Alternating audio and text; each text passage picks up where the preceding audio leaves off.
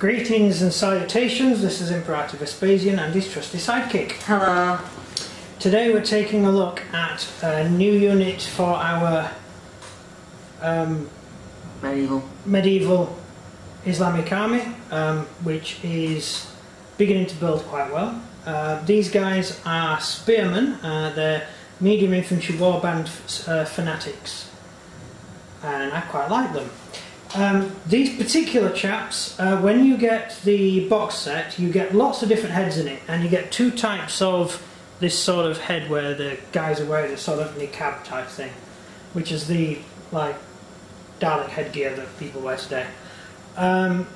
It was mainly to protect your face from the sandstorms and stuff.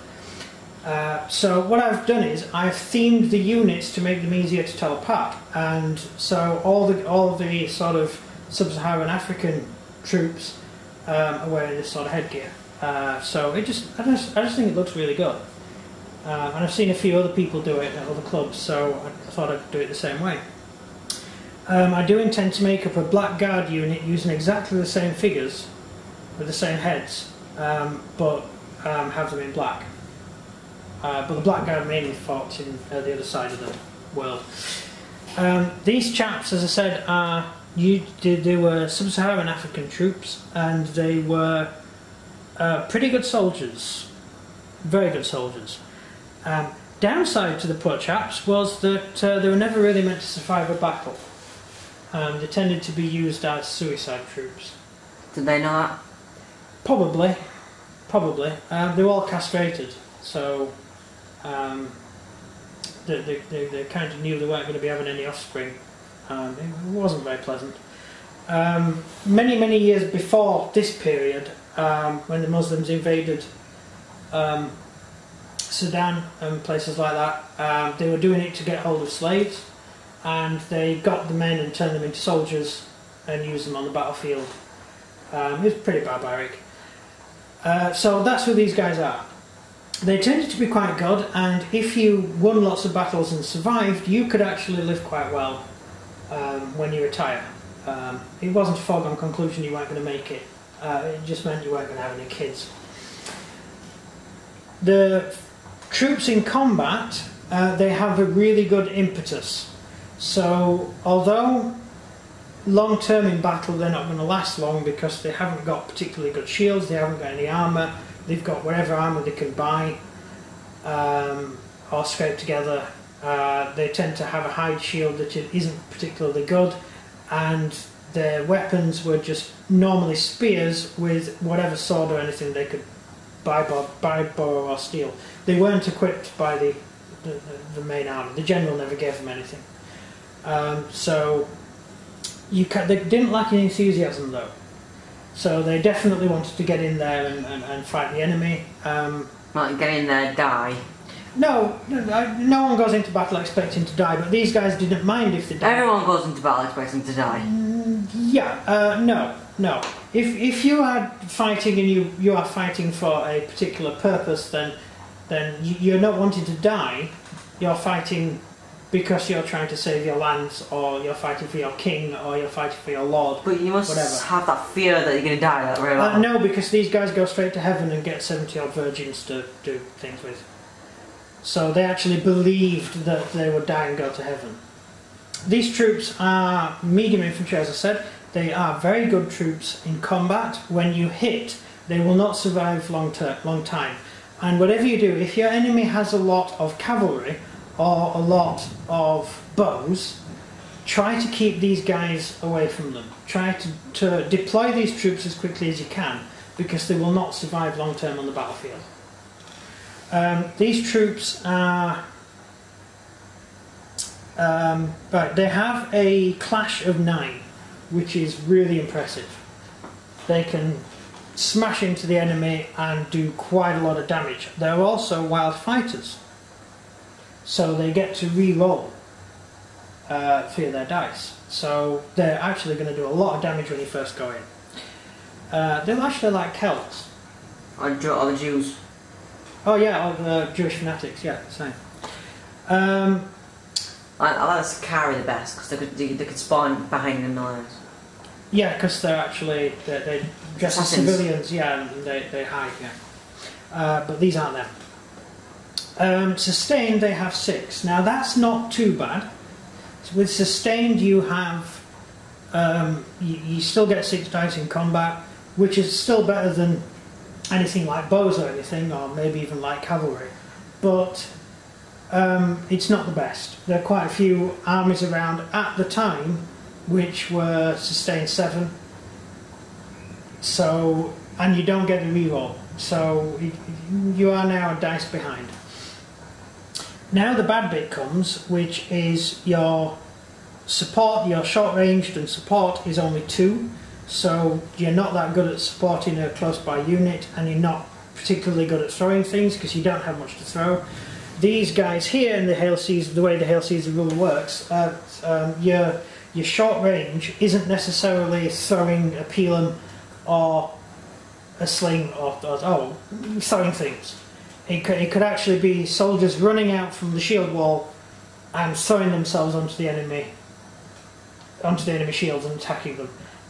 So they don't particularly have a good value. They only have a 2, which is not good. And they have no long range shot at all. So you have to move them across the battlefield as quickly as you can and get that impact hit, get that wild fighter skill going and smash into the enemy. Because if you wait for the enemy to attack you, you're going to lose. And the main reason you're going to lose after that is you've only got a morale of 5+. Now admittedly it's not a morale of 6, which would be awful. Zealots again. But morale of 5+, especially against troops like crossbow. Many Crusader armies had crossbow. Many. Was it the Seljuks to the north? Use a lot of crossbows. So these guys are not going to stand up against any sort of missile fire. So you need to get them in there. That's my advice for using the unit. This isn't the whole unit, it's just we couldn't fit the whole unit on because the camera kept going out of focus. So, yeah, my bad. It's okay, we gave the camera a good beating. Yeah, we threw it around a bit. Yeah. It's because the colours are the wrong... The colours don't seem to match for some reason. The camera doesn't like it. It sits there and complains. They're also fanatic. Fanatical troops do get that bonus, so I don't really use fanatic troops a lot. You're the one who uses the Jews most. I use all the time. You have loads of fanatics in that. Love it. I don't have... In fact, none of my Roman units have fanatic. That's because they're slow. Yeah. So yeah, so they've got everything going for them. These guys, they've got for impact. They have no armour. They've got no. What I'm saying is they've got an impact of 9, a clash of 9. So the first turn they roll 9 dice. Yes, basically if you roll 1s and stuff at the beginning, you lost the game. But you re-roll 3 of them, which is even better. Then you get. Then you start getting into trouble, which is where. And you get your bonus to your morale. But then you get into trouble because your sustained is only 6, you get no re-rolls, you got rubbish short range, so if you've got 2 or 3 of these units together, your pig's head formation will be pointless. Oh, well, not pointless, but it will only give you 4 dice. So it's not a useful formation. For Romans, it's brilliant. Yeah, we know that. Yeah, Romans in pig's head formation are awesome. Saxons in pig's head formation. You use pig's head for your Saxons. Yeah, and you crush your Vikings. And you crush the Vikings with it. One unit versus your entire army, and you destroyed them all. The other half of my army didn't even do. Yeah. You only got a 5+ save. Against some units you actually get a -1 in combat. Luckily the Crusader armies, when they were fighting that period, they weren't much of a problem because they didn't have things like slings to support local infantry units, but the crossbow, as I said, will be a problem. So yeah, that's basically the unit. It will put you back a staggering 29 points per unit. That's actually quite expensive for really an impact unit, but it's cheaper than the Celts. Good point. Because the Celts like 32 points a unit. especially if you're using large units like you do. Yeah. You always use large units. If I don't use large units, the Romans just cut me to little bits. Yeah, they get 11 clash though. Yeah, I know. That's how I win. 11 clash. And if you fail that, I have to run away and come back again. Yeah, if you fail that, you just have to... Either take it like a man or run off. Yeah, you don't last long. That's the card for them, by the way. The Fanatic Warband card, which is cool. So, yeah, that's the unit. I do like this unit, and I love the way it painted up. I went for the sort of yellow, and I painted sort of dirt on the skirts with a mix of bone white and skull white. Just did a sort of upward stroke on it, and it came out quite well. And I always like painting Islamic shields. I think they look cool, and they're easy to paint as well because it's just sort of squiggles. They write stuff on the shields. Right, is there anything to add? Any questions? No. None at all? Okay, so this is the unit. If I'd say anything let it down, I think they were better if they had long spears. Because then they would be... that would sort of back the unit up against cavalry. But then the Crusaders didn't really use cavalry that much. No, but they use contos. So your heavy knights use contos. And the Crusaders get crossbows and shoot them. Yeah, that's down. They have no armour. Yeah. So yeah, don't let these guys stand out to the open and get shot at. Otherwise it's suicide. Also, don't try and defend things with them. Never try to use these guys in defence. Just waste them at the beginning of the game to bleed. Or wait until your enemy makes a mistake. You could keep them in reserve, I suppose. I'd hide mine. Yeah. And when you make your mistake, just come out of nowhere and just bang you. So you could keep them in reserve and then wait until the enemy's weak. Yeah, good point. But I'm more of a